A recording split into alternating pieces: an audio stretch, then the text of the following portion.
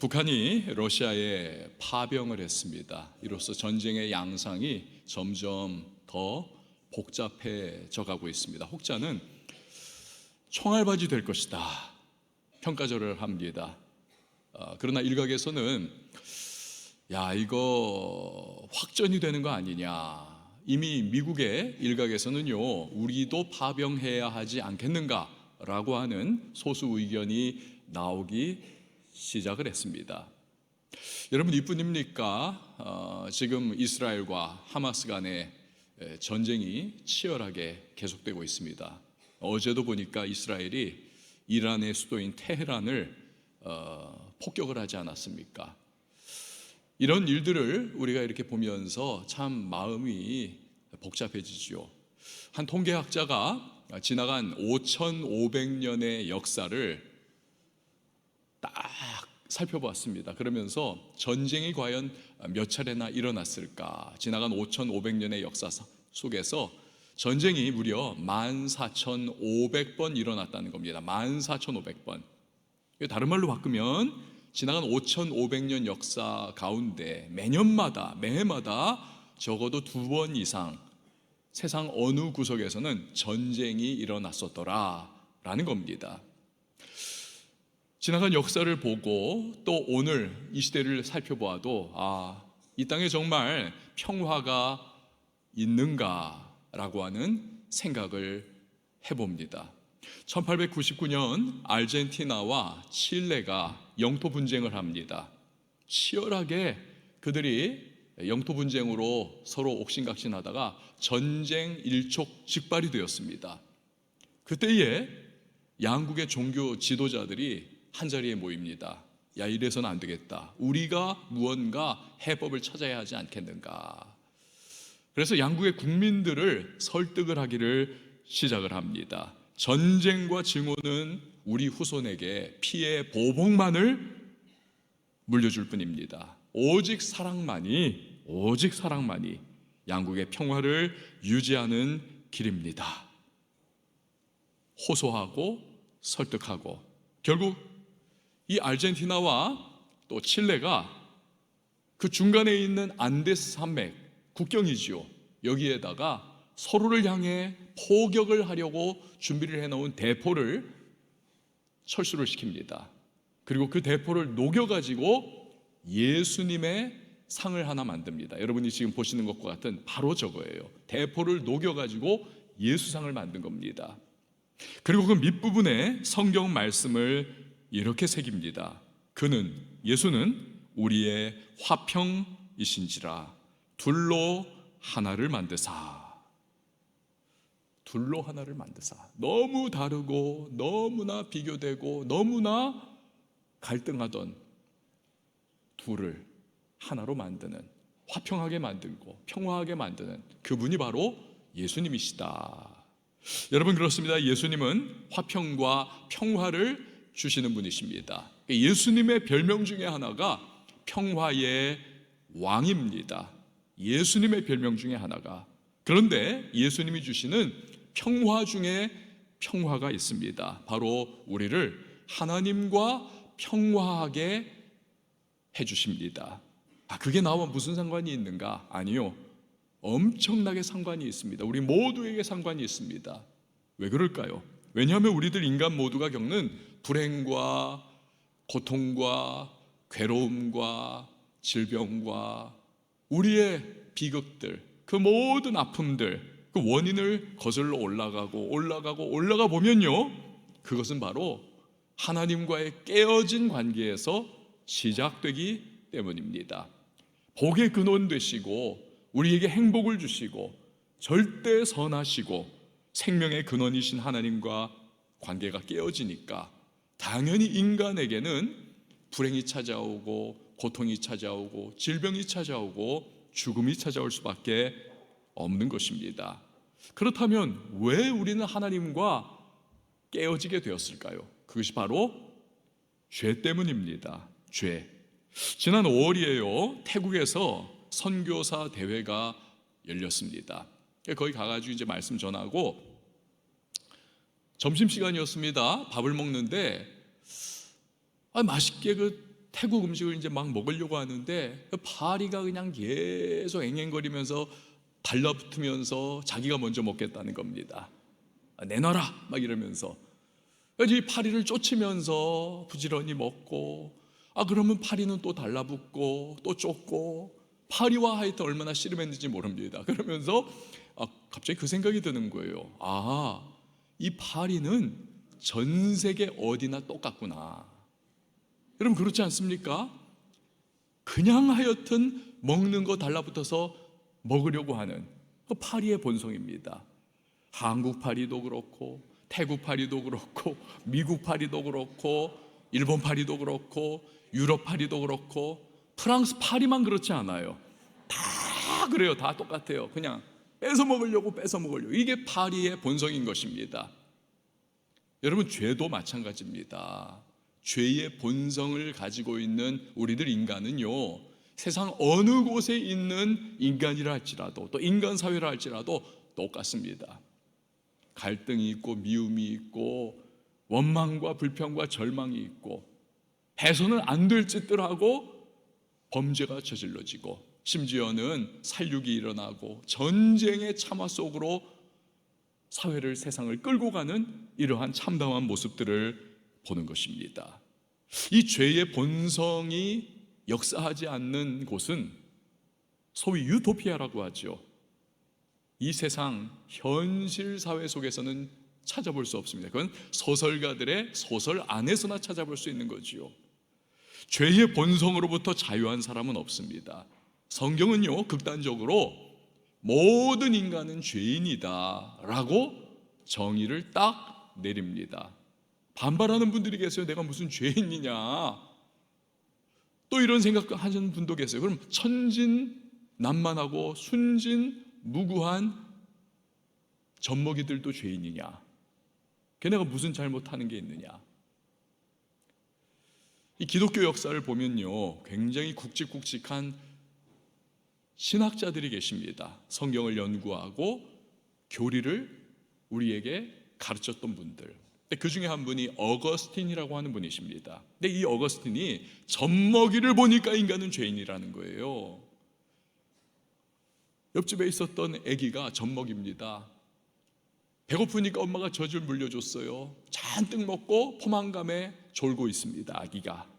그런데 옆집 아기가 울어요.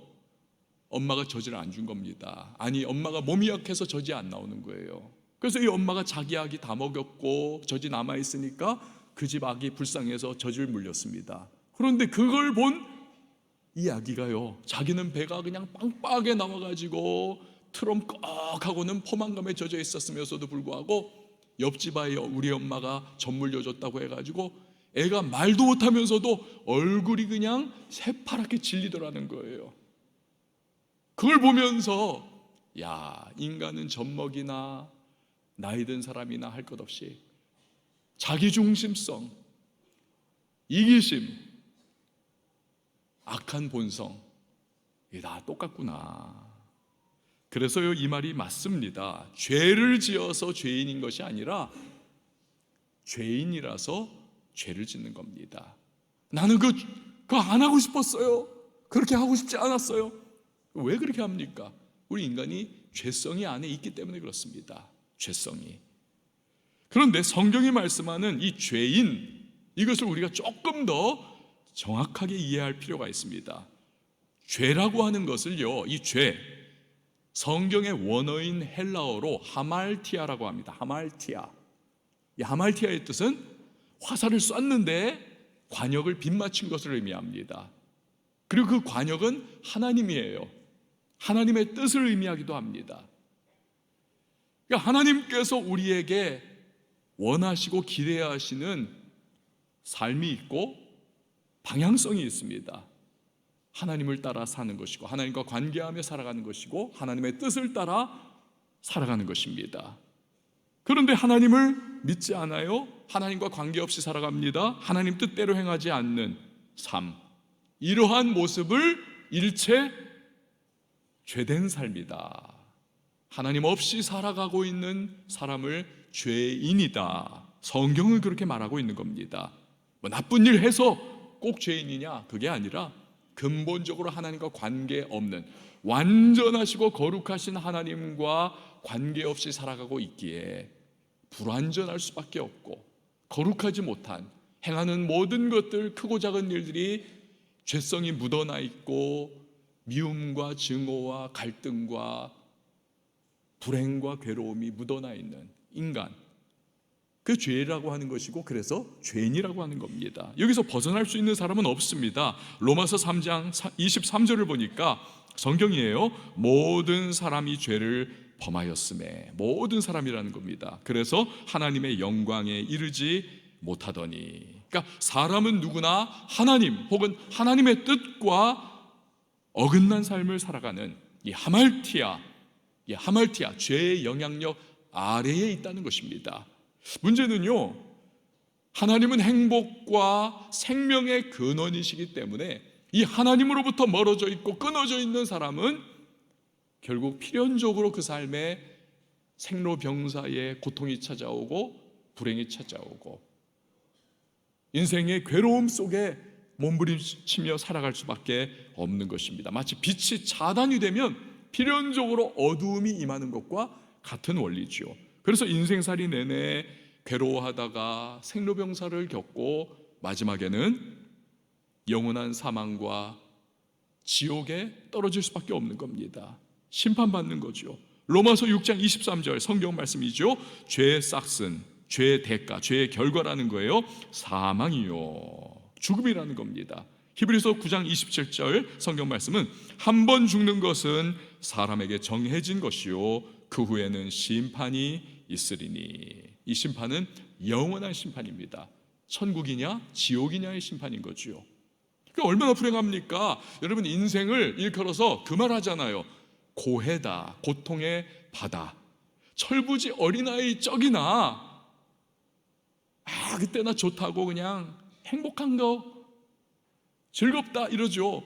철들면 인생 힘들다, 어렵다, 심지어는 왜 사나까지 나가는 겁니다. 그러다 생로병사의 괴로움이 끊임없이 밀려오고 이 땅에서 괴로운 것뿐만이 아니라 그 괴로움이 영원한 괴로움으로 이어지게 된다.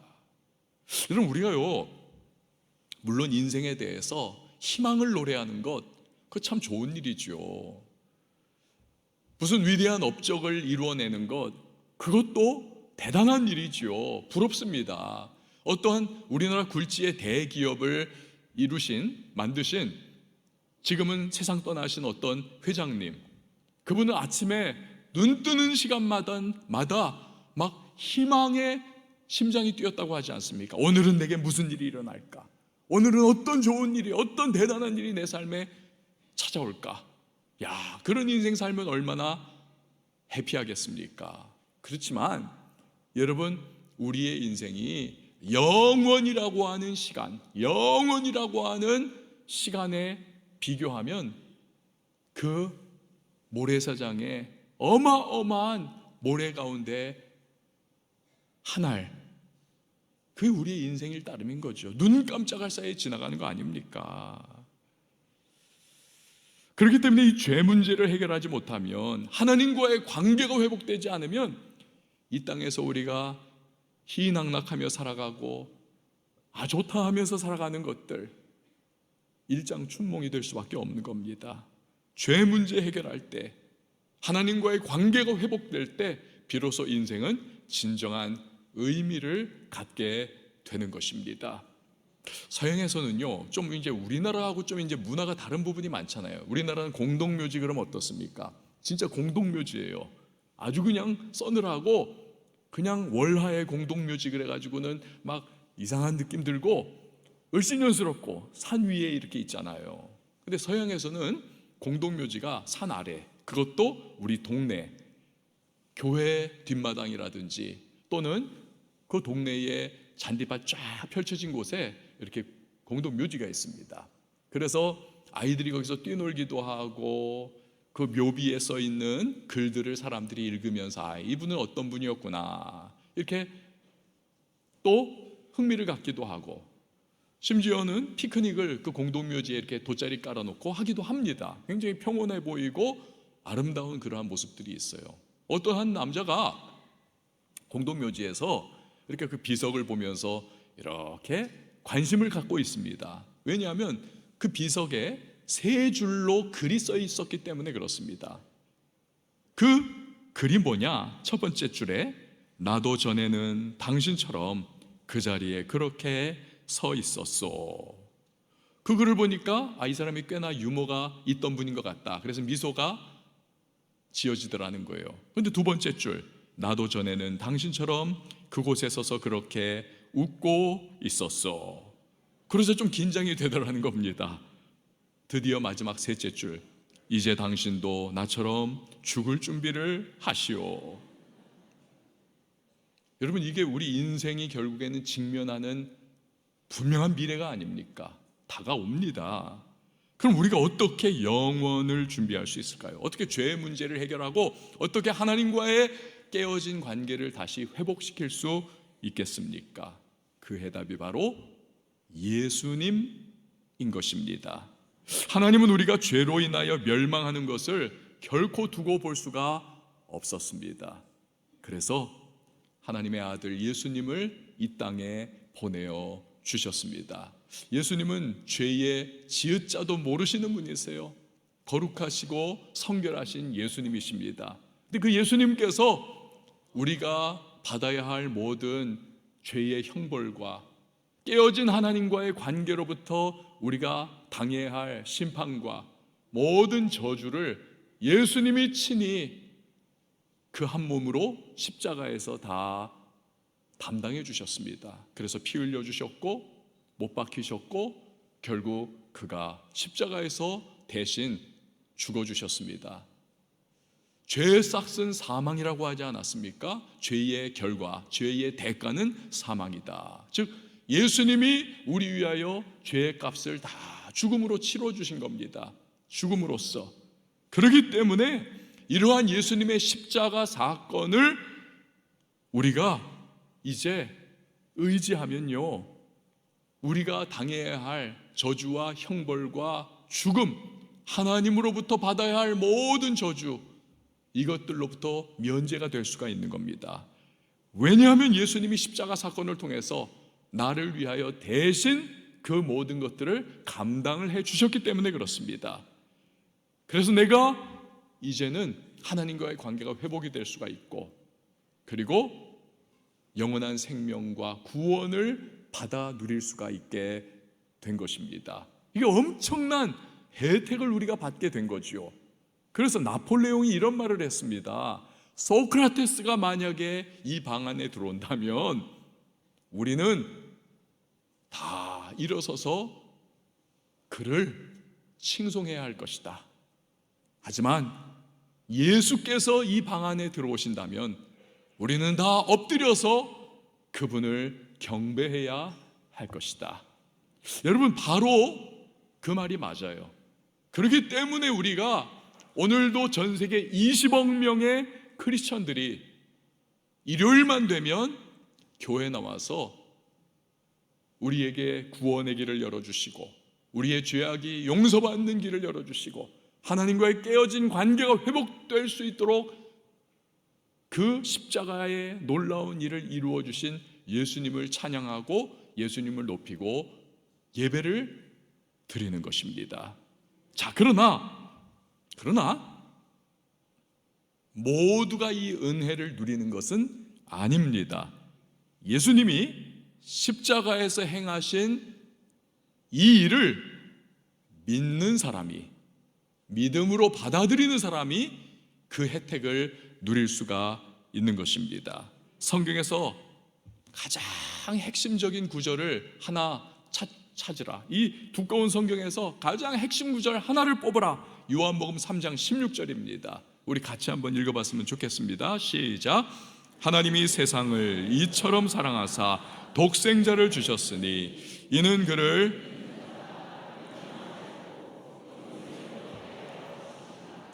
아멘. 이는 그를 믿는 자마다 멸망하지 않고 영생을 얻게 하려 하심이라. 이 세상에서는요, 칭찬받을 일을 한 사람이 칭찬받습니다. 박수받을 일을 하는 사람이 박수를 받습니다. 뭔가 그에 상응하는 대접을 받는 거죠. 그래서 자칫하면요, 이 구원받고 영원한 생명을 얻는 것도 무언가 그에 합당한 대가를 치른 사람이 받지 않겠는가 오해를 할 수가 있는 겁니다. 그렇지 않습니다. 예수 그리스도의 십자가로 말미암아 죄 용서받고 하나님과의 관계가 회복이 되어서 영원한 생명을 얻을 수 있는 것은 오직 한 가지 방법밖에 없습니다. 그 일을 이루신 예수 그리스도, 그리고 그분의 십자가 사건을 믿음으로 받아들이는 것입니다. 믿음으로 받아들이는 것, 즉 예수님을 믿느냐 아니냐에 달려있는 것입니다. 이걸 잘 보여주는 것이 바로 오늘 우리가 읽은 성경 말씀이에요. 주인공이 삭개오라고 하는 사람입니다. 삭개오. 이 사람은요, 세리장입니다. 다른 말로 하면, 오늘날로 하면 세관원장이에요. 세관원장. 부자입니다. 잘 먹고 잘 살던 사람입니다. 문제는요, 정당한 방법으로 그렇게 된 것이 아니라는 거에 문제가 있습니다. 로마 제국에 빌붙어 가지고 이 사람은 동족들의 고열을 쥐어 짜내던 사람이에요. 세리들, 텍스 콜렉터, 세금을 몇 퍼센트 받으면 되는데 이 사람은 몇 배를 그냥 쥐어 짜내는 겁니다. 그래가지고는 그 중에 정해진 딱 일부분만 로마 제국에 바치고 나머지는 자기가 착복을 하는 거죠. 그래서 부를 이룬 사람입니다. 유대인들은 세리를 허가받은 도둑이라고 손가락질을 했습니다. 악당이라고 규정을 했습니다. 죄인으로 비난했습니다. 그러니 세리도 아닌 세리장, 두목이에요. 세리장은, 이 삭개오는 죄인 중에 죄인이요 악당 중에 악당으로 그렇게 손가락질 받던 사람입니다. 그러던 어느 날 삭개오가 사는 동네에 예수님이 지나가신다 소문이 돕니다. 엄청나게 사람들이 흥분해가지고 예수님 보기 위해서 길거리로 다 쏟아져 나왔습니다. 그런데 놀랍게도 그 중에 삭개오가 있더라는 것입니다. 귀신을 쫓아내고 병을 치유하시는 예수님, 기적을 베푸시는 예수님, 그리고 은혜로운 말씀을 전하신다는 예수님, 그분 보고 싶었던 거죠. 게다가 더 궁금했던 것은 나 같은 죄인들도, 사람들이 비난하고 손가락질하는 악당이라고 하는 나 같은 사람들도 예수님은 마다하지 않으시고 친구가 되어주시고 함께 해주신다. 그렇다면 그분은 과연 어떤 분일까? 너무 보고 싶다. 그래가지고 나간 거예요. 사람들이 삭개오를 보면서 막 야유를 하고 네가 왜 여기 있냐 하면서 막 비난했지만, 그러나 예수님 보고 싶은 마음이 그 모든 것을 다 뚫고 나가게 하는 겁니다. 근데 문제는 삭개오가 키가 너무 작았어요. 지금으로 따지면 한 남자인데 한 140 정도 됐을까요? 140, 50 정도, 성인인데. 그러니까 사람들에게 둘러싸여가지고 보이질 않는 겁니다. 할 수 없이 그 동네 어귀에 있었던 돌 무화과 나무에 올라갑니다. 사람들이 저 인간 저기서 뭐하냐 하면서 막 비난하고 돌도 던졌을 것이고 침도 태태거리면서 아이고 죄인이다 악당이다 막 했지만, 예수님 보고 싶은 그 갈망이 그를 거기에 계속 남아있게 했습니다.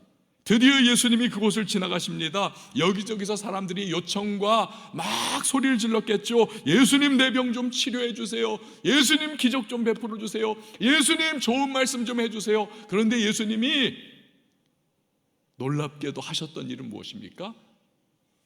돌 무화과 나무에 올라가 있던 삭개오를 보신 거예요. 삭개오야 내려와 빨리, 내가 오늘 너희 집에 들어갈 거야.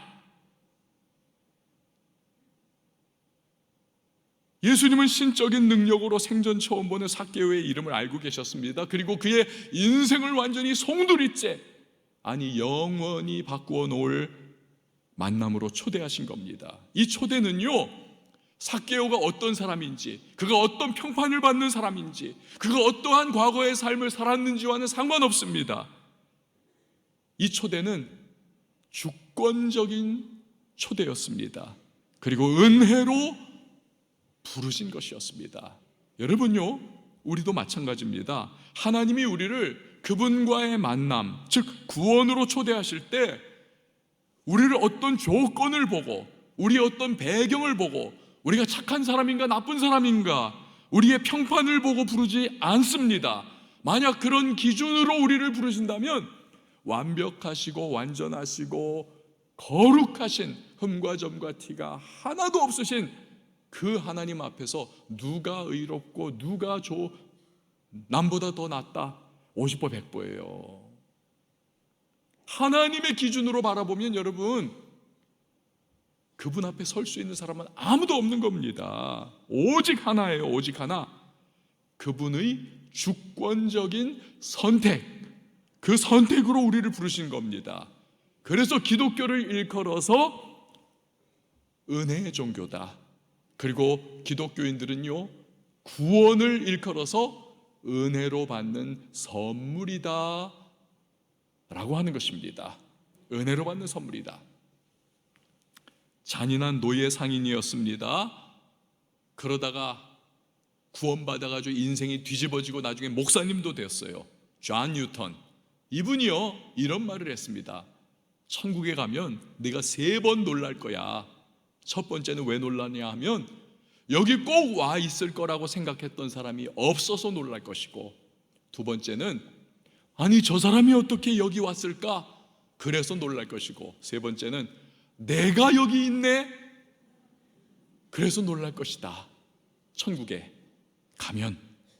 여러분 그렇습니다. 하나님의 부르심과 구원은 우리의 어떠한 기준이나 우리의 어떠한 조건이 아닙니다. 오로지 은혜로 주시는 선물인 것입니다.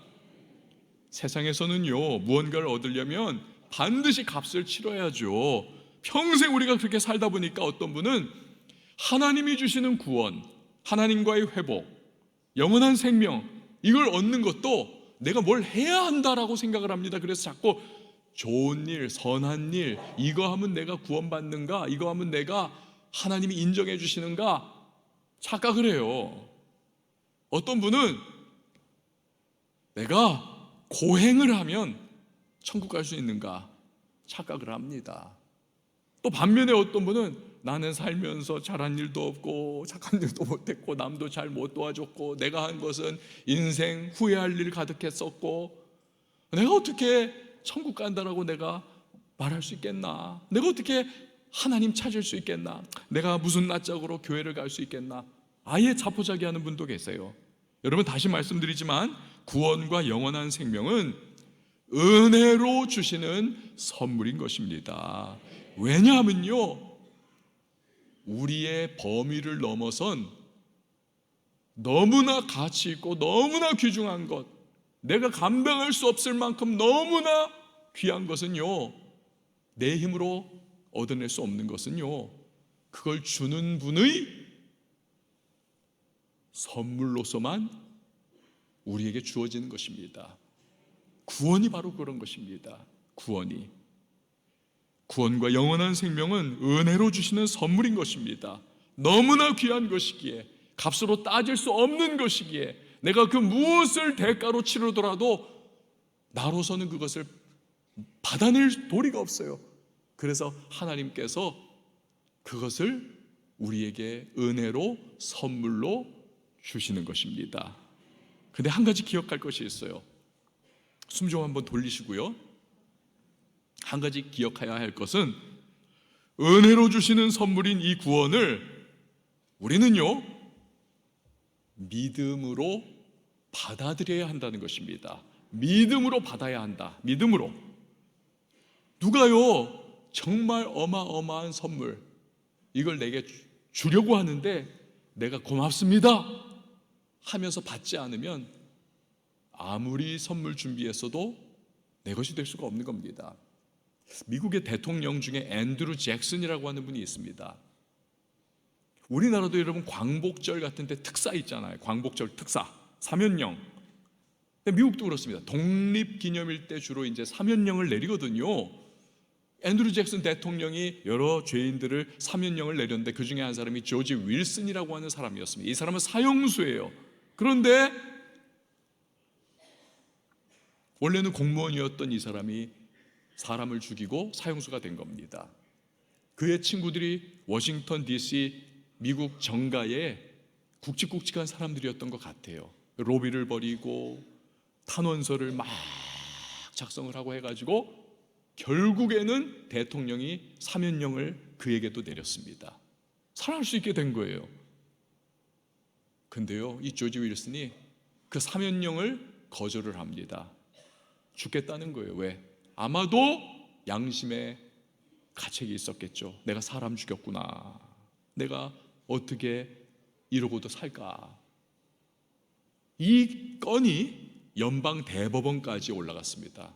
그리고 결국 연방 대법원 판사가 이런 판결을 내렸습니다.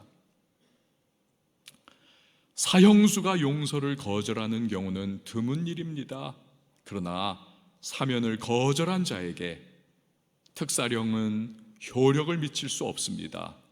조지 윌슨은 본래 판결대로 사형되어야 합니다. 결국 그는 형장의 이슬로 사라져버리고 말았습니다. 여러분, 아무리 용서받을 수 있는 길이 제시가 되어도요, 받는 자도 제 역할을 해야 합니다. 그것을 감사함으로, 그것을 받아들여야 하는 거죠. 구원의 문제도 그렇습니다. 하나님이 예수님을 통해서 우리에게 하나님과 관계가 회복되는 길을 주셨고, 우리에게 구원과 영원한 생명이라고 하는 선물을 주시겠다고 하지만 우리가 감사합니다, 내가 받겠습니다, 믿음으로 받아들여야 그것이 내 것이 되는 겁니다. 그것이. 그러니까 오늘 성경에 나오는 삭개오를 보세요. 나무 위에 올라가 있었던 그를 예수님이 부르셨어요. 오늘 내가 너희 집에 들어가겠다. 급히 뛰어내려왔습니다. 예수님 모시고 자기 집에 갔습니다. 아마 예수님하고 식사했겠지요. 그리고 예수님이 복음을 말씀하셨을 거예요. 하나님에 대해서, 죄사함에 대해서, 구원받는 방법에 대해서 말씀하셨겠죠. 너무너무 기뻐하면서 예수님을 그가 영접을 하는 겁니다. 그래서 그가 구원의 백성이 되는 거예요. 그뿐이 아니에요.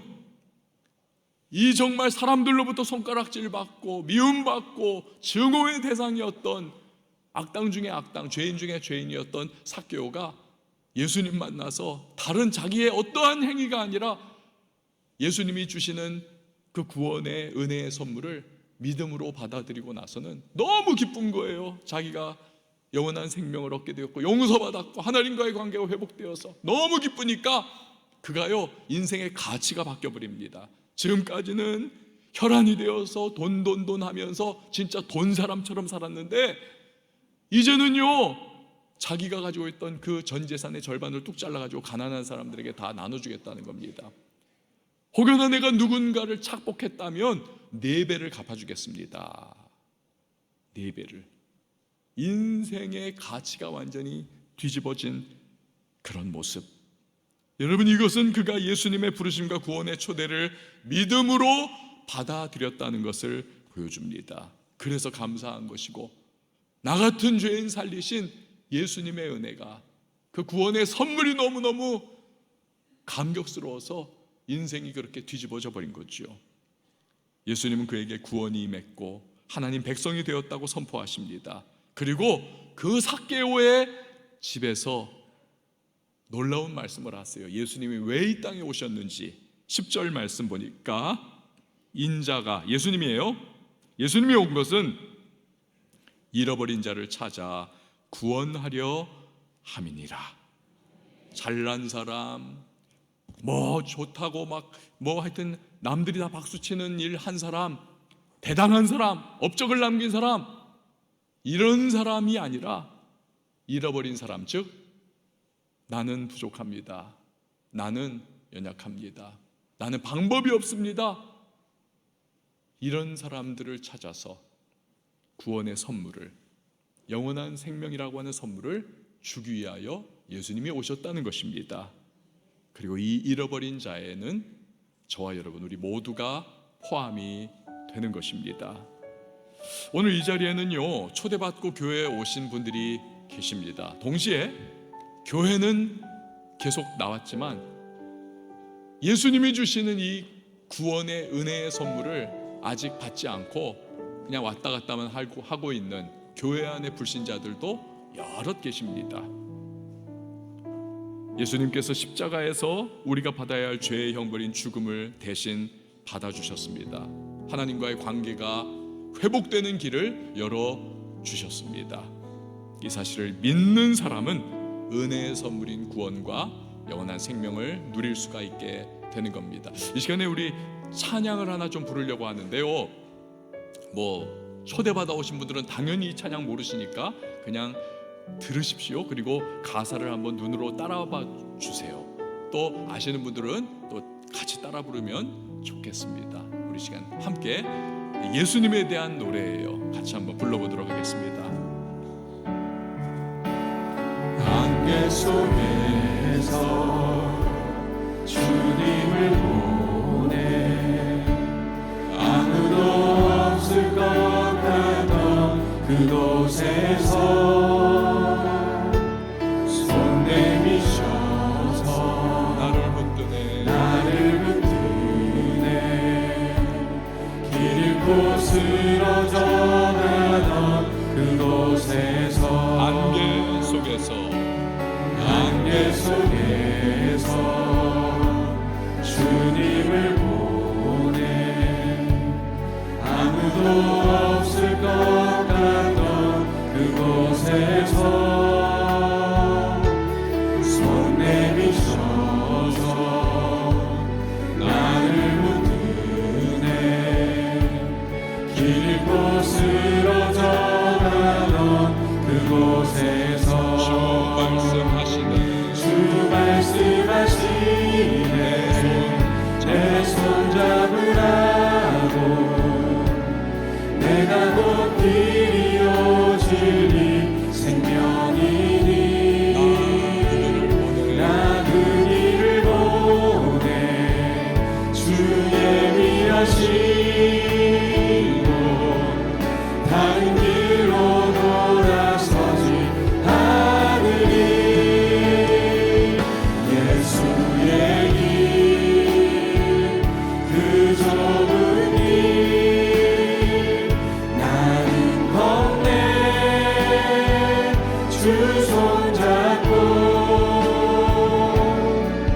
그 무엇도 두렵지 않네 주님 주신 약속 내게 있으니 세상의 길 그 험한 길 그러나 우리는 승리하네 성령으로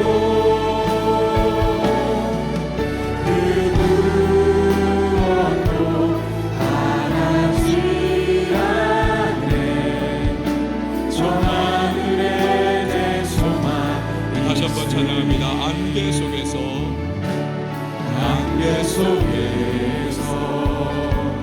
주님을 보내 아무도 없을 것 같던 그곳에서 손 내미셔서 나를 붙드네 길 잃고 쓰러져가던 그곳에서 주 말씀하시네 내 손 잡으라고 내가 곧 길이요 진리 생명이니 나 그 길을 보내 주 예비하시고 다른 길로 돌아서지 않으리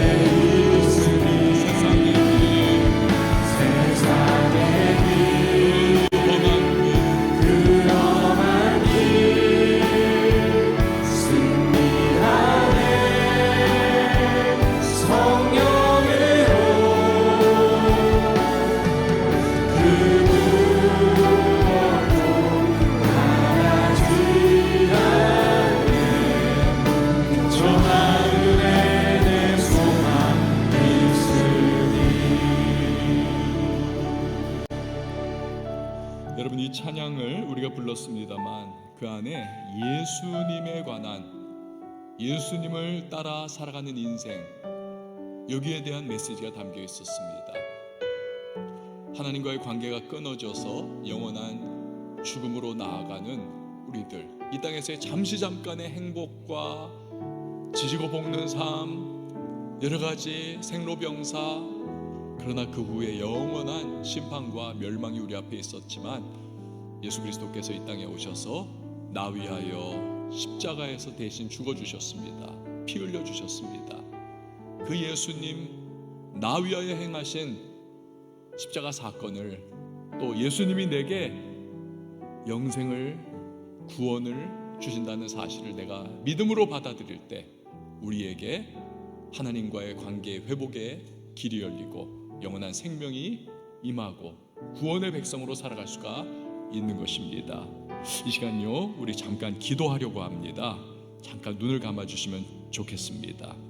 기도할 텐데요, 저를 한번 따라해 주시면 좋겠어요. 이 기도는요, 예수님을 내 마음에 영접하고 또 구원과 영원한 생명을 선물로 받는 기도입니다. 예수님이 주시는 구원과 영원한 생명의 선물 받기 원하신다면 믿음으로 기도를 따라해 주세요. 이미 교회를 다니시는 분들도 우리 처음 이 기도 따라 하시는 분들을 격려하는 마음으로 함께 해주시면 고맙겠습니다. 하나님, 저는 하나님 없이 살던 죄인입니다. 이 시간 하나님과의 관계가 회복되기 원합니다. 예수님이 십자가에서 나 위에 죽으심을 믿겠습니다. 예수님이 구원자이심을 믿겠습니다. 이제부터 영원까지 동행해 주십시오. 하나님이 주시는 구원과 영원한 생명을 믿음으로 받습니다. 감사합니다. 제가 기도하겠습니다. 하나님 아버지, 감사합니다. 오늘 우리 태신자분들이 이곳에 나왔습니다. 또 교회 안에 오래 다녔지만 아직 예수님 믿지 않는 분들도 계십니다. 하나님, 오늘 이 기도를 믿음으로 따라하며 또 믿음으로 예수 그리스도를, 그분이 주시는 십자가의 은혜와 구원의 선물을 받아들이는 분들, 이미 하나님께서 구원의 은혜를 베풀어 주셨고 영원한 생명을 주신 줄 믿습니다. 눈에 보이지 않아도, 손에 잡히지 않아도 영혼이 이미 살아난 줄 믿습니다. 앞으로 하나님을 더 알아갈 수 있도록 하시고 신앙생활 통하여서 예수님을 더욱더 깊이 체험하며 예수 믿는 것이 얼마나 감사한 일인지를 깨달아갈 수 있는 복된 우리 모든 방문자들과 성도님들이 되게 하여 주십시오. 감사합니다. 예수님의 이름으로 기도합니다. 아멘.